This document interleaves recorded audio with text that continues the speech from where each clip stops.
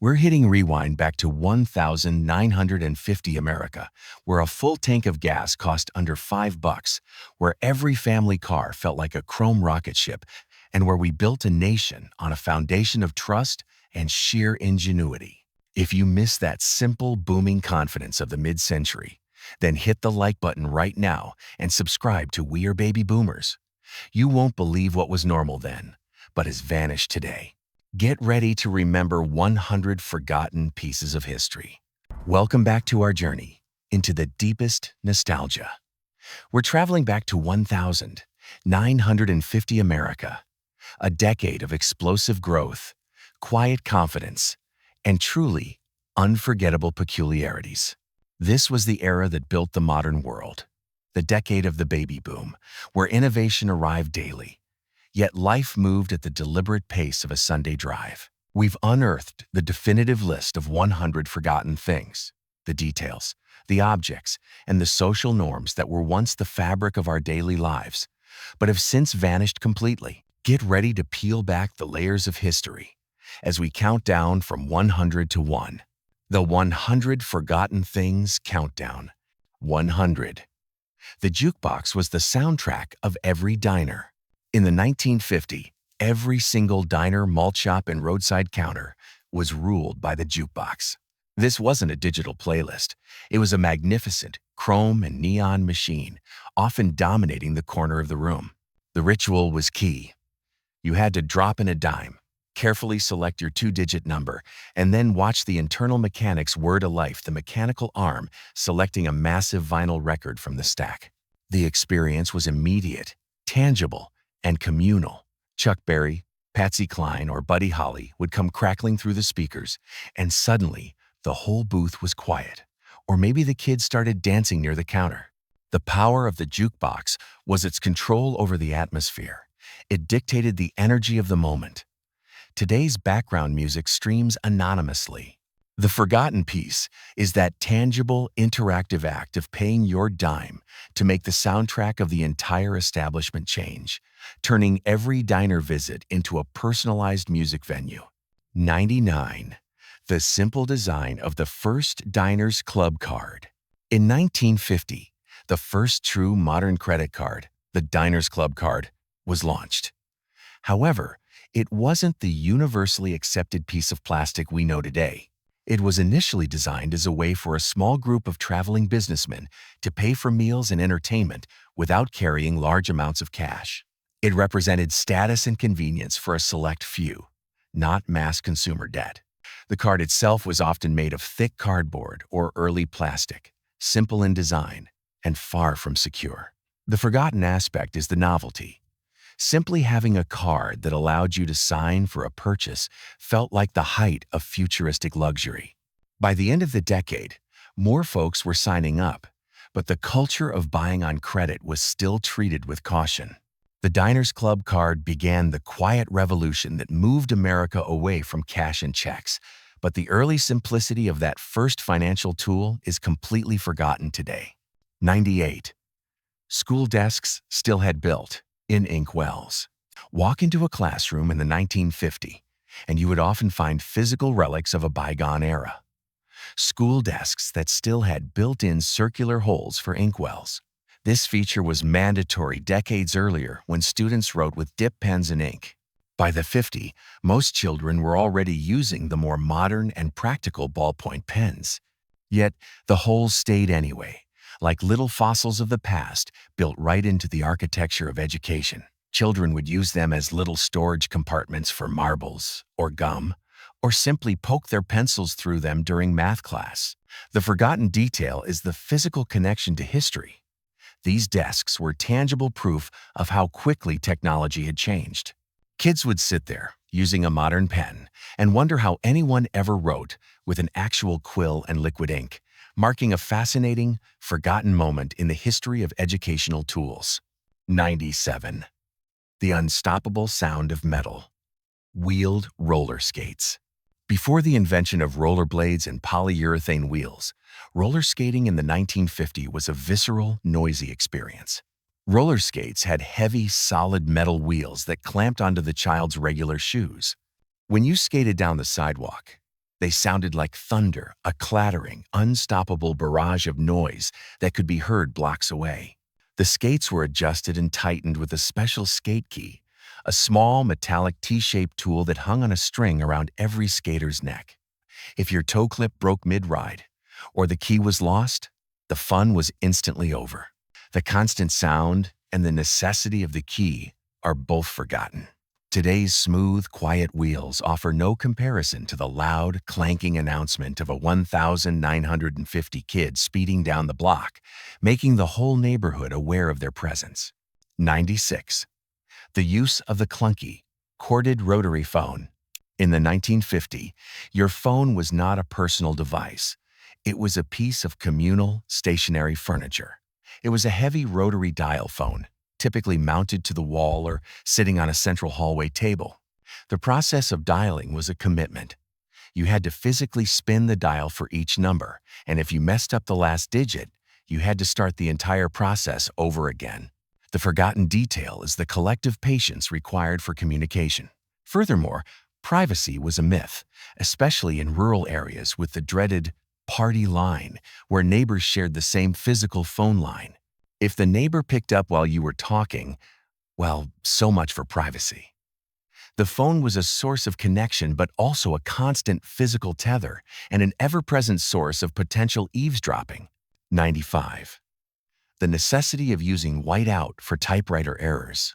Typewriters clacked away in every 1950 office, school, and home study.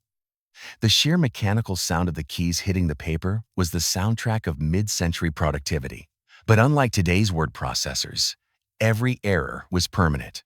When you messed up, there was no delete key. The forgotten necessity was whiteout, or correction fluid. You had to stop, carefully paint a tiny layer of white liquid over the mistake, wait patiently for it to dry, often blowing on it to speed the process, and then retype the letter or word. This process demanded precision and slowed down thought, making writing a deliberate, physical, and often frustrating act. The sound of someone hitting the typewriter's return lever, that loud ding and slide, was the physical punctuation mark that meant they were in the zone, a sound utterly forgotten in today's quiet digital world. 94. Mandatory formal attire for air travel. Flying in the 1950s was not just transportation. It was an event, a glamorous affair that demanded respect. Men wore full suits, complete with ties and sometimes hats. Women wore tailored dresses, gloves, and often pearls. The forgotten element is the formality. You simply dressed up to fly. Showing up in sweatpants or sandals was unthinkable and would have been considered an insult to the experience and the crew. This formality extended to the service. Passengers received real hot meals served on actual dinnerware, enjoyed copious legroom, and were treated with deferential smiles from the stewardess. The entire experience was defined by civility and comfort. The decline of this formal dress code marks the transition of air travel from a luxurious event to the cramped, casual, and often stressful mass transit system we know today. 93. The simple, robust utility of the Ford F-100 pickup. You could buy a brand new Ford phone, 100 inches, the early 1,950 for under $1,500. This wasn't a luxury vehicle, it was pure utility, and it represented a different approach to driving. It came with no touchscreens, no Bluetooth, and often just an AM radio. It featured a simple bench seat wide enough to fit 3 grown men and a dog. The forgotten utility is the simplicity of its mechanics. If you broke it, you didn't take it to a specialized dealership. You fixed it yourself with basic tools and knowledge. The F-100 was built with raw, heavy steel, and it was engineered to be serviced by the owner. It represents an era when vehicles were durable, owner-maintainable goods, fostering self-reliance among drivers. Today's computerized trucks are worlds away from that raw, honest piece of 1,950 iron. 92. The Jell-O salad was a required staple at every potluck. The Jell-O salad was not a dessert in the 1,950. It was a bizarre, shimmering creation, proudly presented as a side dish at nearly every church, potluck, holiday dinner, and social gathering.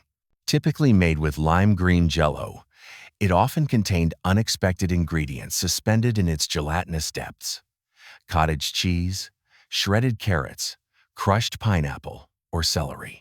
This culinary oddity was a symbol of mid-century convenience and novelty, combining the fun of Jell-O with the serious business of a vegetable side. The forgotten rule was that even though nobody truly liked it, its textures and flavors were baffling. Everyone took a small, polite scoop because it was considered impolite not to acknowledge the hostess's effort and the weight of tradition. The Jell-O mold was a social obligation, a strange, forgotten piece of American food history. 91. The era of penny candy, actually costing a penny. Penny candy wasn't just a nostalgic term in the 1950, it was literal. You could actually walk into the local five and dime store and buy favorites like Tootsie Rolls, Mary Janes, and small bubblegum pieces, all costing just 1 single cent. These small, simple transactions were rites of passage for children. The candy was lined up behind the counter in massive clear glass jars. A child could approach the counter, hand over a coin, and walk out feeling like a king with a handful of sugar. This microeconomy was built on genuine small change. Today, inflation has made the concept of a penny purchase virtually obsolete, and the thrill of that simple, independent transaction is forgotten. It was the thrill of choice and the power of a single cent. 90. The dominance of black and white brownie cameras. In the 1950s, the ability to capture memories became democratized, largely thanks to the iconic Kodak Brownie camera. This simple, box-shaped camera was affordable to almost everyone. Suddenly, memories weren't just kept in the mind. They were captured on film: birthdays, beach trips, and backyard BBQs. The forgotten aesthetic is the grainy, sometimes blurry, black and white square photograph. Waiting for the film to be processed was an agonizing delay, adding immense anticipation to the memory. And the ubiquitous photographic mistake of the era? A massive finger covering one corner of the lens, instantly recognizable to anyone who grew up looking at old family albums. The brownie made every family a photo historian, a simple, low-tech way to freeze time that is utterly forgotten in our instant, high-definition digital age. 89. The man with a briefcase and a hat. The man with a briefcase and a hat was the visual archetype of the 1950 businessman and commuter. He was just part of the morning scenery. He would kiss his wife goodbye, catch the 8:15 train, and head downtown to work in an office tower. He was the embodiment of stability and routine. The formality was strict. Men wore hats, fedora, flat caps, or pork pies, not just for fashion, but because it was what one did. You put it on before leaving the house, you tipped it when greeting a lady, and you took it off indoors. It was an automatic code of conduct. This uniform represented a profound sense of stable, predictable employment. Every evening, he returned home like clockwork, tired but proud. The decline of the hat and the suit reflects the massive shift away from rigid corporate culture. 88. Bank hours were extremely strict and inconvenient. Financial life in the 1950s was governed by the bank clock, and bank hours were notoriously strict and inconvenient. Banks often closed promptly at 3 p.m. and did not open again until the next morning. If you missed the Friday afternoon closing time, you were essentially broke until Monday morning. There were no ATMs, no banking apps, and no digital transfers. Transactions required a physical trip to a teller behind a glass window. You presented your passbook, and you heard the distinct sound of that mechanical stamp punching your deposit details into history. This forced reliance on physical banking demanded careful financial planning and patience. The immediacy of modern money transfer has completely erased the tyranny of the bank clock. 87. The code of the street returning home when the streetlights flickered on. The code of the street was an unwritten rule that governed the life of every 1,950 kid. You played outside without phones, without parental supervision, and without tablets. You stayed out until the exact moment the streetlights flickered on. That light was the universal, non-negotiable curfew. When the lamps lit up, it was your cue to sprint home. Failure to appear within minutes meant facing the parental consequences. This autonomy fostered a powerful sense of independence, creativity, and neighborhood connection. Kids knew every other kid on the block, and the collective was responsible for its own entertainment and safety. The dependence on a shared, physical cue for curfew is a forgotten part of childhood freedom, now replaced by cell phone calls and GPS tracking. 86. The Korean War was the forgotten conflict? The Korean War, which began in 1950 and lasted until 1953, was a brutal and cold conflict that involved over 1.7 million Americans. However, it quickly became known as the Forgotten War. It didn't have the dramatic narrative or the broad support of World War II, and it was overshadowed by the looming Cold War anxiety and the booming domestic economy. This struggle changed thousands of families forever. For many returning veterans, it was a brutal, cold, uphill fight, and one they rarely spoke about afterward. The public often struggled to process the conflict's complex geopolitical roots, leading to a strange silence surrounding the sacrifices made. The collective struggle of the Korean War veterans is a profound, often overlooked piece of 1,950 American memory. 85. The commonplace scent of hairspray and perm solution. If you entered a woman's beauty salon in the 1950s, it was a sensory experience defined by two distinct, powerful chemical smells: hairspray and perm solution. The air was thick with these aerosols, the necessary tools for achieving the perfect mid-century coiffure, be it a beehive, a flip, or a precise curl. The styling process itself was an arduous ritual. Women curled their hair with heated metal rollers and then sat under giant metallic helmet dryers that looked like something out of a sci-fi movie. The salon wasn't just about looks. It was a social hub, a safe, crucial place to talk, share gossip, and escape the demands of the home. The intense, chemical-laden environment and the reliance on these powerful styling tools are both forgotten aspects of 1,950 femininity and socialization.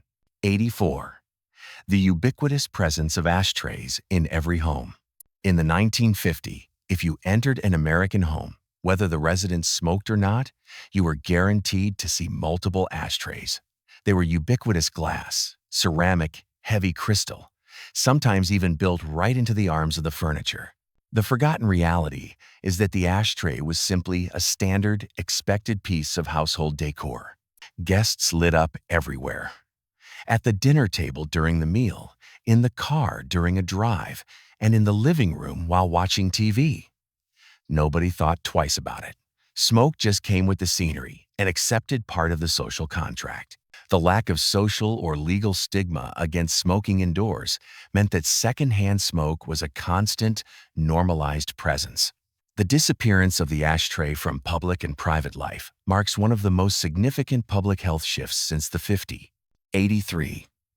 The paperboy was a true hustler. The paperboy was a genuine entrepreneur and a fixture of the 1,950 neighborhood. Up before dawn, he worked rain or shine, swinging a heavy canvas bag over one shoulder and tossing papers with terrifying accuracy onto porches. There were no excuses. The paper had to be delivered. This job was a crucial source of income and a lesson in responsibility for young men. They didn't stream videos or sell candy bars to earn money. They worked a physical, demanding route. They also had the uncomfortable job of collection, going door to door at the end of the week to get paid by the subscribers. This combination of physical labor and early business experience is a forgotten part of childhood work and commerce, replaced by modern, less demanding jobs. 82. The dinner table moral of the story. Television in the 1950s was tightly regulated and structured, and many popular shows ended with a predictable, clear-cut moral. Whether it was Lassie saving Timmy from the well, the Lone Ranger upholding justice, or Father Knows Best delivering sage advice. There was always a clean, unmistakable lesson by the final fade-out. These shows served as a secondary source of moral instruction for the family. Be kind, tell the truth, and always respect your elders. The forgotten element is the simple clarity and consistency of the message. The moral wasn't ambiguous. It was direct and easily understood. This contrasts sharply with the complex and often unresolved moral dilemmas presented in modern television, reflecting a shift from simple moral guidance to complex social commentary. 81. The simplicity of the Brownie camera photo albums. Following up on the popularity of the Brownie camera, the photo albums of the 1950 were distinct. They were typically large, heavy albums with thick, black pages where photos were glued down or held in place with corner tabs. But the real forgotten simplicity was the content. The photos were usually small, square, and black and white. The photos were always imperfect, grainy, maybe slightly out of focus, often with that inevitable finger in the frame. But they captured the genuine, unposed moments of backyard fun and family trips. The effort involved in taking, developing, and physically mounting these photos meant that every picture was valued. This stands in stark contrast to the thousands of perfect, disposable photos we take today. The simple, physical weight and curated nature of the 1950 photo album is a forgotten piece of personal history. 80. The trust system of layaway payments. In the 1950s, if your parents bought something big like a new television, a washing machine, or a bicycle for Christmas, they often used layaway. Layaway was a payment system built on pure trust and delayed gratification. It meant that you did not take the item home yet. Instead, the store held it for you, often in a back room or warehouse. The customer made regular payments little by little, week after week, until the item was paid for in full. There was no credit check, no interest charged, and no debt incurred. It was an honest system based on patience and the promise of future earnings. The forgotten element is the anticipation. When you finally brought the item home, after months of payments, it truly meant something. Layaway represented a conservative, debt-averse approach to consumption, a stark contrast to today's instant credit culture. 79. The simple magic of the First Coast to Coast Live TV broadcast. A truly historical moment of the 1950 was the first successful coast-to-coast live television broadcast in 1951. Before this, television was localized. Broadcasts had to be filmed and then shipped across the country to be shown later. This new technology, the ability to transmit a live signal over vast distances, was a technical marvel. The broadcast featured President Truman speaking from the White House, and for the first time, folks on the East Coast and the West Coast watched it happen at the exact same moment. The forgotten factor is the novelty of shared national experience. It was the start of a new kind of connection, one screen, one nation, one moment fostering a collective American identity. It felt like science fiction becoming reality, paving the way for instantaneous communication that we now take completely for granted. 78. The burning hot metal interiors of cars. Step into a car from the 1950, a Chevy or a Ford, and you immediately notice the difference. The interiors were made primarily of metal, not plastic and fabric. The dashboard, the internal door panels, and even parts of the steering column were raw steel. The forgotten danger was the temperature. If you left your beautiful chrome-laden car sitting in the sun, the vinyl seats would bake, and the metal steering wheel would get so hot it could literally fry an egg. The seat springs often left parallel stripes on your legs if you wore shorts. There were no cup holders, no airbags, just raw steel, sticky vinyl, and a whole lot of style. This was a physical, less comfortable connection to the machine, reflecting an era before safety and climate control became major design priorities. 77. The first barcode patent looked like a target. In 1952, The first patent for what we now know as the barcode was granted. But the original design was nothing like the parallel lines we scan today. It looked like a concentric circle or a bullseye target. The forgotten invention is the idea itself. At the time, nobody had scanners, and the concept of machines reading products at a checkout counter felt like pure science fiction. It took another 20 years for the technology to truly catch on and revolutionize retail. But the idea started with a simple doodle and a dream in a 50 lab.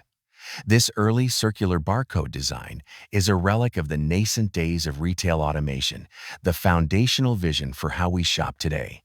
76. Homes had one phone number and zero privacy. In the 1950s, the vast majority of American homes had only one phone number, one corded phone, and zero privacy. The phone was the central communication hub, usually located in a high-traffic area to be easily heard. If it rang, the rule was simple. Everyone ran for it, hoping to beat the others to the receiver. The forgotten social rule was the shared line.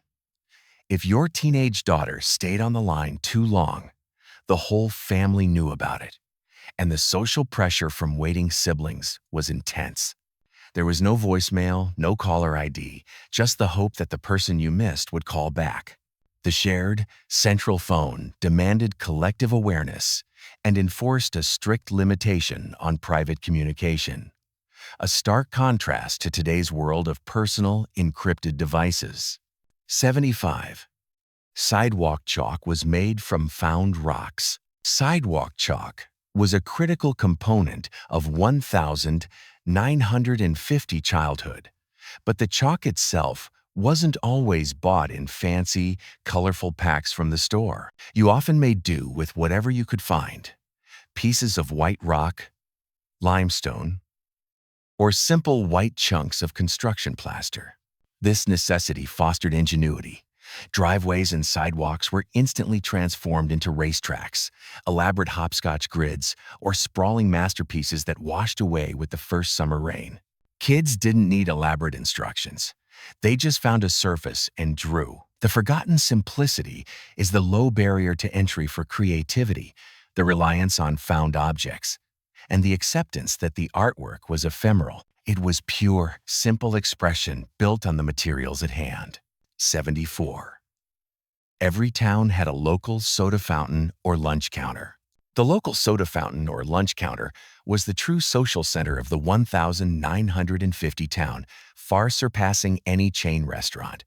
You sat on a red vinyl stool, often spinning in circles, and ordered classics like a cherry Coke, a grilled cheese sandwich, or a malted milkshake. The experience was personal. The waitress usually yelled your order back to the cook using colorful diner slang, and she often knew your name because she likely grew up 2 blocks away. This counter service fostered real community connection. Today's fast casual chains prioritize efficiency. The forgotten piece is that personal, familiar interaction.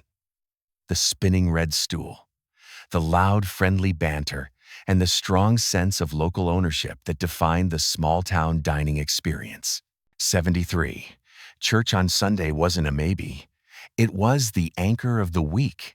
For the majority of American families in the 1950s, church on Sunday wasn't an option or a maybe. It was the undisputed anchor of the entire week. Families dressed up the men in suits, the women in hats and gloves, and the children were expected to sit still, mostly. The gathering was a complete social experience, enforcing routine and collective morality. After the service, everyone shook hands, exchanged pleasantries, and headed home for a major Sunday meal, usually roast chicken or pot roast. It wasn't just about religion.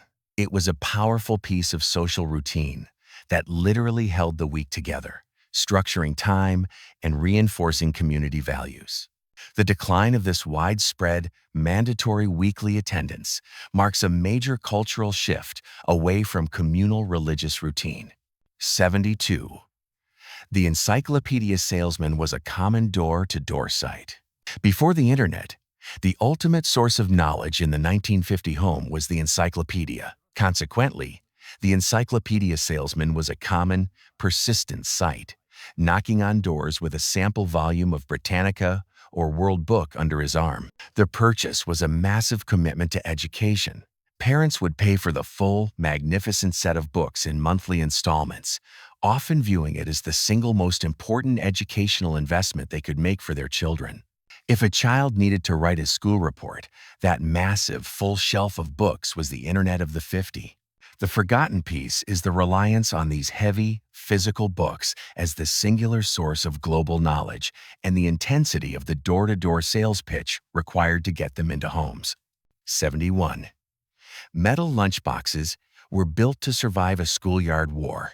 The 1950 metal lunchbox was a piece of industrial art and a declaration of pop culture allegiance. It was built not just to carry lunch, but to survive a schoolyard war made of heavy-gauge steel, durable, and almost indestructible. They featured vivid painted graphics of current heroes like Roy Rogers, Hopalong Cassidy, or Howdy Doody. Inside, you'd typically find a bologna sandwich, an apple, and maybe a thermos of milk. Crucially, the lunchbox often dictated social currency. No one traded their lunch unless the other kid had Oreos, but everyone judged the coolness of the metal art on the outside. The forgotten detail is the durability and the pop culture function of the lunchbox as a status symbol, replaced today by soft, disposable containers. 70. The Diners Club card was the first modern credit card. Reiterating the significance of the Diners Club card, first launched in 1950, the forgotten aspect is how it signaled a complete revolution in commerce. Before this, most business transactions required cash or a check. The Diners Club card started as a solution for businessmen to pay for meals without emptying their wallets, but it grew quickly. By the end of the 1950, more people were signing up, learning to use credit, and, inevitably, forgetting to read the fine print about fees and eventual interest. It was the crucial first step into the age of credit, slowly eroding the 1950 reliance on cash and carry financial stability. The simple action of signing a receipt instead of counting out bills was a psychological barrier crossed for the American consumer. 69. The unforgettable sound of direct dial long-distance calls. Prior to 1951, if you wanted to call across the country, you had to ask a live, physical operator to manually connect you. This was a slow, expensive, and mediated process. The forgotten triumph of the decade was the introduction of direct dial long-distance phone calls. Suddenly, no operator was needed. You could dial a sequence of numbers and be connected directly to someone hundreds or thousands of miles away. It was a massive leap in personal autonomy and speed of communication. The downside was the cost. Long-distance calls were a big deal, saved for emergencies or major family news. The concept of an expensive minute of calling time is now utterly forgotten in the age of unlimited national calling. Direct dial made coast-to-coast feel a little closer, literally. 68.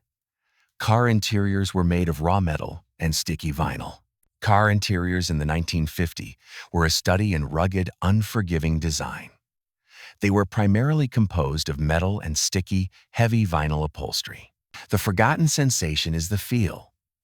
In the summer, the vinyl would stick to your legs, and in the winter, the metal door panels were ice cold to the touch. There was no safety foam, no soft plastic, and very few padded surfaces. This was an era of raw, exposed engineering. The seats were often wide bench seats, perfect for cuddling on a drive-in date, but offering zero crash protection. The shift away from these metal-heavy, Spartan interiors toward padded, safety-conscious plastic and fabric is one of the biggest changes in vehicle design and passenger safety since the 50s. 67. The bullseye barcode was the product of a 50 Labradoodle. Expanding on the 1952 barcode patent, the forgotten truth is the sheer technological audacity of the idea. The original bullseye design represented a leap into a future where machines would interpret data from physical goods. While it took another 20 years to become commercially viable, the patent marked the end of an era where all pricing was manually determined and recorded by a human clerk. The forgotten genius is the inventor who saw the need for automation in retail before the necessary computer systems even existed. In the 50 lab, this bullseye was pure science fiction. Today, its lineal descendant governs global commerce. 66. The single corded home phone enforced a strict social code. The single corded phone in the 1950s enforced a strict social code of patience and prioritization. Because there was only one line, everyone had to wait their turn. The physical cord tethered the caller to one location, often requiring family members to speak in hushed tones to preserve the caller's privacy, a futile effort most of the time. The forgotten necessity was the phone ring itself. Everyone in the house stopped what they were doing and listened, trying to guess who the call was for before answering. The lack of voicemail or answering machines meant that if you missed the call, you simply missed the conversation. This limited communication method shaped family life and daily schedules far more intensely than we remember today. 65. The simplicity of sidewalk chalk art. The sidewalk chalk of the 1950 was a powerful temporary medium. The resulting masterpieces, the hopscotch grids, the racetracks, the simple drawings were all destined to be washed away by the first summer rain. The forgotten acceptance is the non-permanence of the art. Kids knew their creations were temporary, which only encouraged them to draw more, bigger, and faster. This acceptance contrasts with today's obsession with digital preservation and permanence. The simple joy of drawing freely on a public surface, only to watch it vanish, is a lesson in creative impermanence that the 50 childhood provided. 64. The lunch counter waitress knew your order. The lunch counter waitress of the 1950 was more than an employee. She was often a neighborhood fixture. She knew the regulars, she knew their jobs, and she almost certainly knew their order after the second or third visit. You sat on a spinning stool, and she yelled your name and order back to the cook like she'd known you for years, because she probably had. The forgotten connection is that personal level of service and community memory. These small interactions built the fabric of the neighborhood. She could yell, "One black cow, easy on the foam," and the cook knew exactly who it was for. This personalized, familiar dining experience has been largely replaced by the efficient, impersonal service of major chains. 63. Church was the non-negotiable routine. Church on Sunday defined the week. The forgotten element is how the routine itself reinforced social structure. It was an intergenerational gathering where everyone, from the newest baby to the oldest grandparent, participated in the same shared ritual. The routine extended beyond the service. It was followed by a non-negotiable family gathering, cementing the collective bonds. The formality, the dressing up, the quiet respect was a powerful enforcement of social norms. The 1950 church was not just a religious institution. It was a mandatory community pillar that held the entire week together. 62. The encyclopedia was the ultimate home status symbol. The heavy, leather-bound set of encyclopedias on the living room shelf was the ultimate 1950 status symbol of intellectual aspiration. It was a visual commitment to education and knowledge.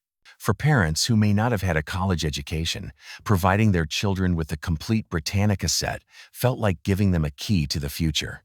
The forgotten act is the process of looking something up.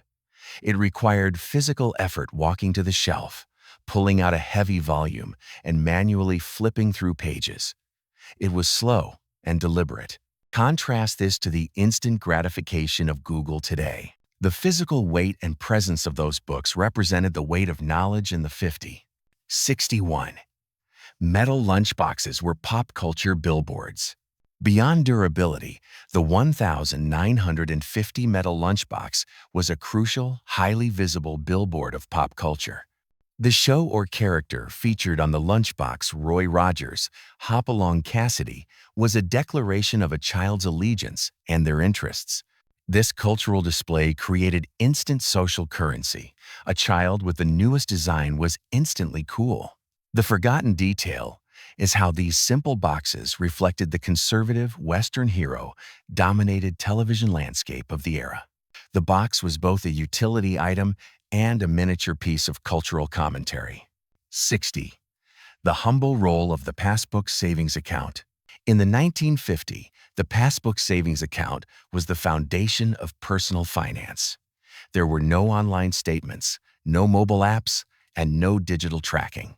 The passbook was a small physical booklet that you were required to take to the bank teller for every transaction.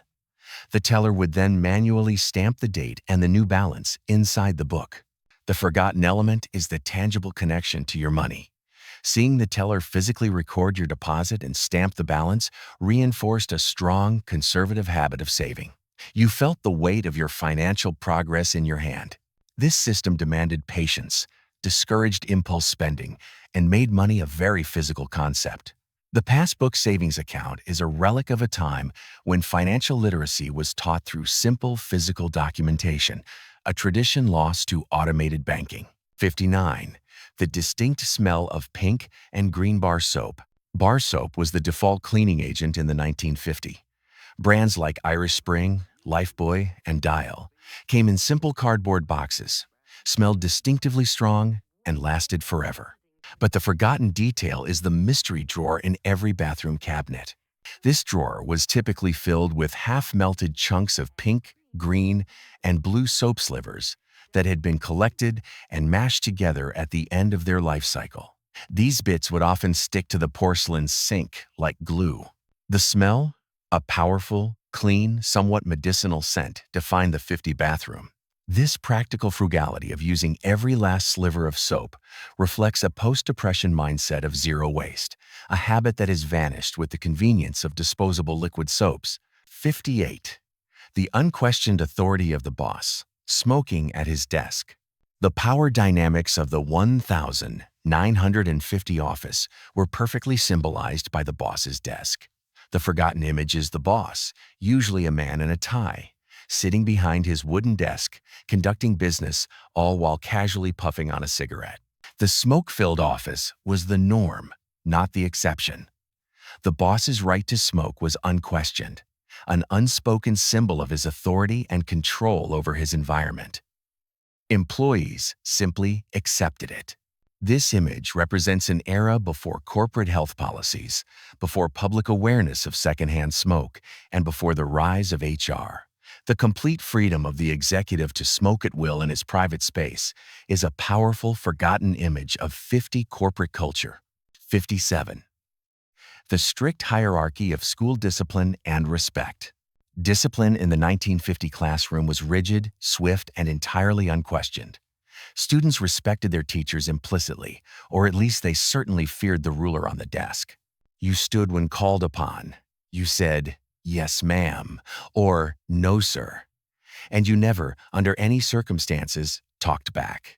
The forgotten consequence was the power of the parental reaction.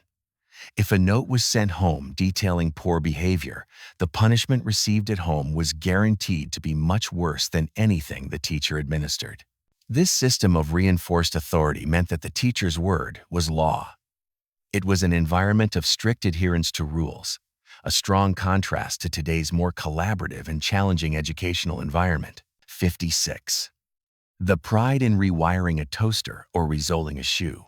The 1950 consumer culture was heavily based on durability and repair, not immediate replacement. You didn't throw things out. You fixed them. This was an ethos rooted in self-reliance and frugality. Radios got new tubes, shoes were taken to the local cobbler for new soles, and toasters were often opened up and rewired by Dad on the kitchen table. The forgotten element is the immense pride in keeping things running.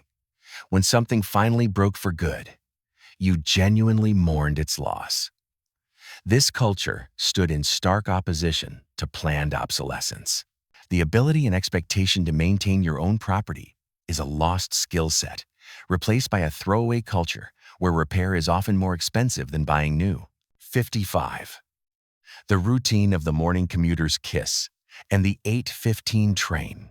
The image of the commuter man kissing his wife goodbye before catching the 8:15 train was a defining, ritualized piece of the 1950 suburb. This routine represented the stability and predictability of the era's economy and family structure.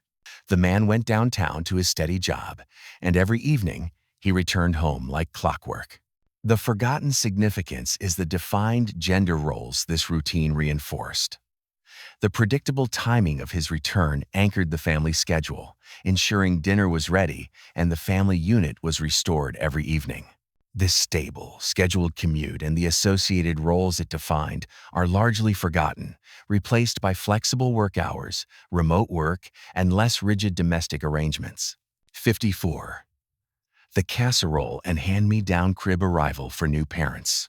When neighbors had a baby in the 1950s, the response was a spontaneous, immediate, and collective act of community support.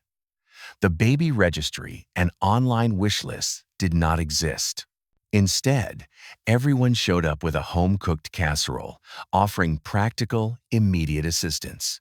The forgotten generosity was the reliance on hand-me-down goods. New parents received hand-me-down cribs, clothing, and toys from neighbors and family. This was not a sign of poverty. It was a sign of connection, a practical way of helping people without adding to consumer debt. It was people helping people, relying on communal resources rather than commercial ones. A touching, forgotten tradition of simple, genuine support. 53. The shared soundscape of the radio flyer wagon. Returning to the radio flyer, the sound it made was an acoustic marker of 1950 childhood. The steel wheels rumbling over concrete sidewalks created a loud, familiar soundscape, but the forgotten utility was its use as a communal utility belt. It didn't just haul siblings. It often carried tools, supplies for a fort, or equipment for a stickball game. When a major project was underway, the wagon was the central transport hub. This forced reliance on physical transportation for play and chores is completely forgotten in the age of digital entertainment. The sound of the rattling red wagon meant business, adventure, or both. 52. The simple transaction of the dime jukebox. The jukebox was powered by a specific coin, the dime. The small cost of 10 cents made the decision to change the music an impulse purchase, often repeated multiple times. The forgotten detail is the economic power of that small coin. Dropping a dime into the slot was an interaction, not just a transaction. The cost was low enough that even a teenager on a small allowance could afford to be the DJ for the entire diner. The dime, once the coin of musical influence, is a forgotten piece of cultural currency, replaced by digital payments where the small physical cost of a single play has vanished. 51. The hustle and risk of the paperboys collection route.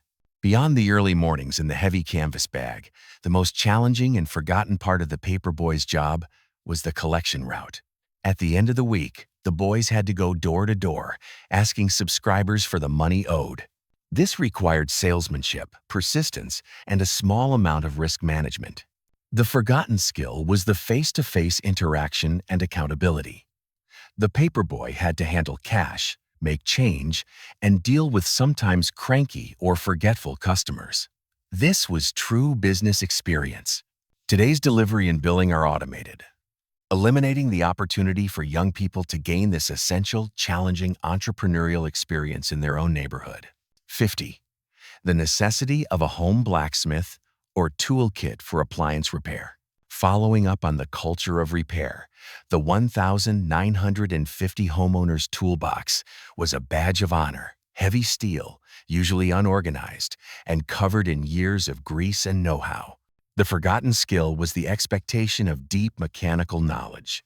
If your toaster broke, the problem was likely a faulty tube or a loose wire, problems that Dad was expected to open up and fix with a screwdriver and sheer grit. This level of self-sufficiency meant that appliance life cycles were measured in decades, not years. The tools represented not just an ability to fix, but a moral obligation to fix, a core value of the post-war generation. 49. Polio was still a real, annual fear. In the early 1950s, before a vaccine was widely available, polio was a real, terrifying, and annual fear. It wasn't just a historical footnote, it dictated summer behavior. Children were often told not to swim in public pools during outbreaks, and parents worried constantly about their kids contracting the paralyzing disease. The forgotten collective relief was the moment in 1955 when Jonas Salk's vaccine was announced. It was an event of pure national euphoria, like the country let out a breath it had been holding for years. The widespread fear of a debilitating common disease is a forgotten reality, thankfully replaced by the confidence in modern vaccinations. 48. The freedom of the unsecured station wagon ride.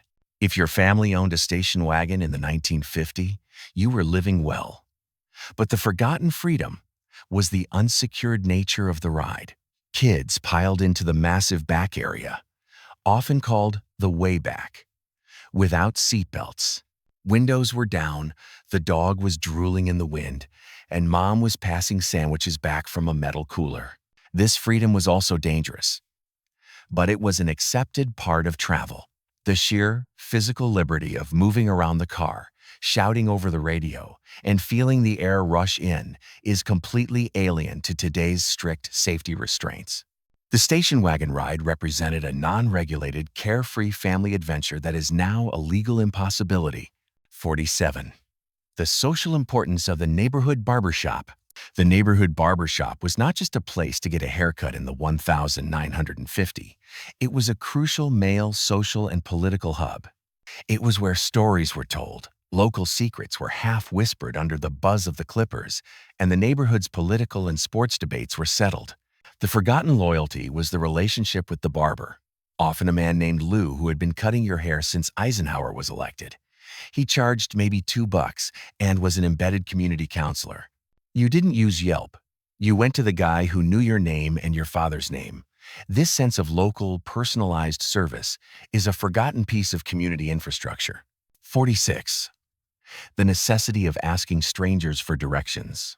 There was no GPS, no Google Maps, and certainly no voice telling you to turn left in 500 feet. If you got lost in the 1950s, the process was simple and mandatory. You stopped and asked for directions. The forgotten element is the necessity of trusting strangers.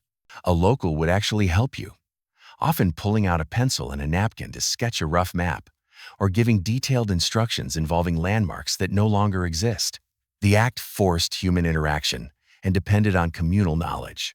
Today, the immediate solution is technological, but the 50s required a leap of faith and a reliance on human goodwill, a forgotten practice of community navigation. 45. The pure thrill of the ice cream truck chase. When the familiar jingle of the ice cream truck rolled down the street, 1,950 kids didn't just smile, they erupted. It was a stampede. They sprinted barefoot down the street, quarters tightly clutched in sweaty hands, screaming for bomb pops and drumsticks. The forgotten sensory experience was the blend of the half-melted treat, the sun beating down on your face, and the sticky fingers that lasted all afternoon. Nobody cared about sugar content or nutritional value. It was about the pure, unfiltered joy of the chase and the cold, sugary reward. This moment of collective, primal pursuit of a frozen treat is a forgotten piece of American childhood bliss. 44. High school shop class taught practical, essential skills. High school shop class in the 1950s was not an elective or a vocational track for a select few. It was where every young man learned essential, useful, hands-on skills. The forgotten curriculum included welding, woodwork, basic engine repair, and electrical work. The output was immediate and tangible. You didn't just graduate with a diploma. You left knowing how to fix a lawnmower, build a basic table, and patch a hole in the roof. This curriculum fostered practical self-reliance, the ability to build and maintain the physical world around you. The decline of these practical, hands-on skills in modern education is a forgotten loss of mechanical competence. 43. The atomic future was viewed with excitement and terror. In 1951, the first nuclear power plant went online in Idaho. It didn't power a city. It barely lit up 4 light bulbs, but it was the spark of something massive. The forgotten atmosphere of the 1950 was the duality of the atomic future. It was simultaneously exciting and terrifying. America believed that atomic power would provide limitless, cheap energy, solving all problems. Yet, this belief was constantly checked by the fear of nuclear war and the drills of duck and cover. This unique blend of technological optimism and existential dread defined the decade's psyche, an emotional tightrope walk that is now forgotten. 42. Kitchen appliances were chrome symbols of progress. Toasters, blenders, and waffle irons in the 1950s were more than just kitchen tools. They were shimmering, chrome-plated symbols of progress and prosperity. The forgotten aesthetic was the sheer, futuristic look of the appliances. Everything was chrome and looked like it belonged in a spaceship. Appliances were also built to last, unlike today's planned obsolescence. If something broke, Dad was often expected to open it up and fix it with a screwdriver and grit. These appliances represented the fusion of domesticity and technology, turning the kitchen into a forward-looking modern workspace. 41. Children rode bikes without helmets or pads. The image of a 1950 child on a bicycle is instantly recognizable. No helmets, no elbow pads, and no foam suits. Just scabby knees and often colorful streamers on the handlebars. The forgotten reality is the lack of institutionalized safety precautions. The prevailing parental attitude was tough. You crashed, you limped home, and your mom slapped on iodine or mercurochrome like it was holy water. The concept of mandatory protective gear was non-existent. This fostered a rugged, unsupervised independence, but it also came with a high cost of minor and sometimes serious injuries. The scabby knee was a badge of honor, a forgotten rite of passage. 40. Television signed off with the national anthem. The television schedule in the 1950s was not 24/7, nor was it intended to be. Networks had strict operational hours. Sometime around midnight or even earlier in smaller markets, the programming would abruptly stop. The forgotten ritual was the sign-off. The screen would go black after a formal, often military-themed graphic. This formal sign-off was immediately followed by the playing of the national anthem as a visual cue of patriotism and finality. Once the anthem finished, the screen dissolved into static, known as snow, accompanied by a loud buzzing noise. That static was your non-negotiable cue to hit the hay or risk Dad waking up and yelling, "Turn that damn thing off."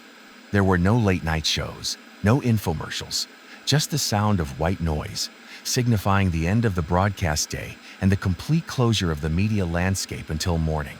39. Car keys were optional. Trust was mandatory. In the 1950s, the security standards for automobiles were dramatically different. For many simpler cars and pickup trucks, car keys were almost optional. It was common practice to park, leave the keys under the visor, or simply leave the car unlocked. In some older farm trucks, there wasn't even a door lock to begin with. The forgotten element here is the sheer level of community trust this practice implied.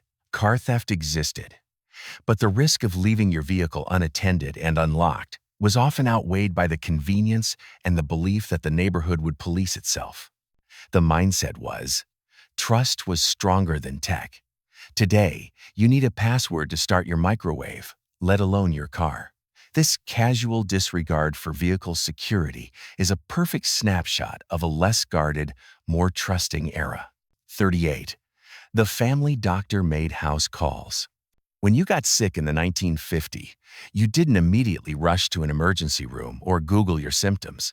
You called the family doctor, and he actually came to your house. This practice of the house call was a cornerstone of mid-century medicine.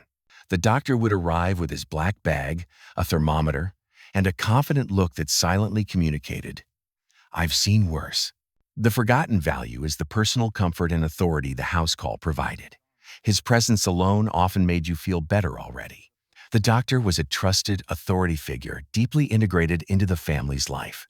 This highly personalized model of medicine has been entirely replaced by specialized, centralized, and impersonal clinics and hospital systems, making the doctor's house call a beautiful, forgotten memory of personalized care. 37. The constant low hum of the window unit air conditioner.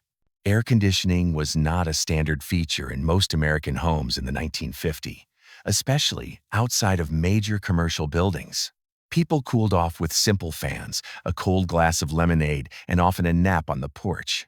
But when air conditioning did arrive, it was typically in the form of the single, clunky window unit AC. The forgotten experience is the distinctive, loud, low-humming noise of that machine. It was a constant, powerful drone that was simultaneously a nuisance and a necessary sign of summer comfort. People learned to sleep through the rhythmic rattling and droning. If it got really hot, you slept in the basement, the coolest place in the house. Nobody complained about the heat because that built character. The pervasive, loud hum of the old AC unit is a forgotten acoustic signature of the 50s summer. 36. The nostalgia of Sunday morning gospel radio. Sunday morning radio in the 1950s had a specific, deliberate schedule. It wasn't about scrolling through playlists or catching up on talk shows. It was for gospel and news. You heard the voices on the air, often accompanied by the comfortable background sound of bacon frying in the kitchen. This ritual enforced the calm, slow pace of the day.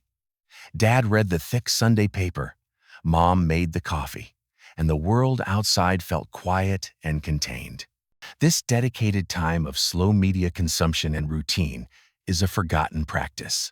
The deliberate, peaceful pace of the 50 Sunday morning is a concept lost to today's instant, always-on media environment.